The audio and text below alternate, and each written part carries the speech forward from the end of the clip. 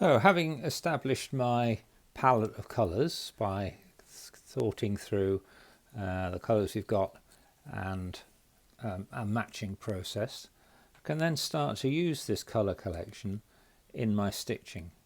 And so again, using natural materials, and I tend to use this sort of loose weave Hessian, which is often called scrim. This is a simple embroidery frame. You just need to take it apart, and I also use these plastic bodkins. They come in quite a number in a packet. They're of course called 9cm bodkins. The advantage is, the advantage is that they're easy to use. They're not particularly sharp, and they've got a nice large eye that you can actually thread things through. So, to place the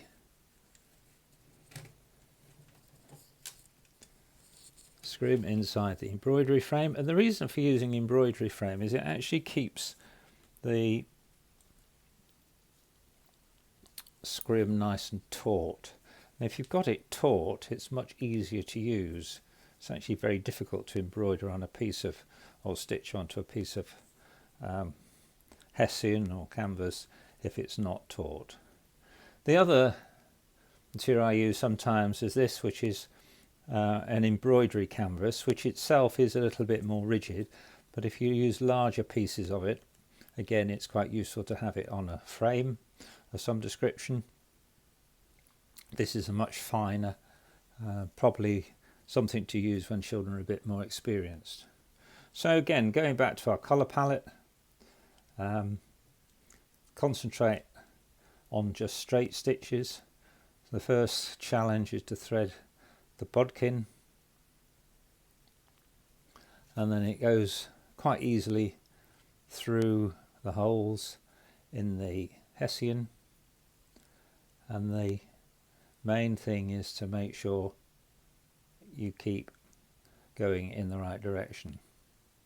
Now you might find that children take a bit of practice to make sure they go through from the right side. One of the things that often happens is that they get to there and they want to go through that way again, so you get in a bit of a tangle. But it's easy to undo. You can get an awful long way just by using straight stitch, but it takes quite a long time to build up a pattern just using these straight stitches on a embroidery frame of this size. So again, just bringing it through the hole, I might just catch it with my fingers on the inside and then go back down again. So I'm just making a very simple straight stitch. Back again. Oops. And in a different direction. Now if I want to, I can cross it over and make a sort of very simple cross stitch, but it's not really about teaching children lots of different stitches or stitch names. It's just about using colour, it's about using texture, and the most important thing is that it helps them in terms of coming together with a design which is both interesting and really quite therapeutic when you get into it. So that's the sort of thing that we can do using simple embroidery frames.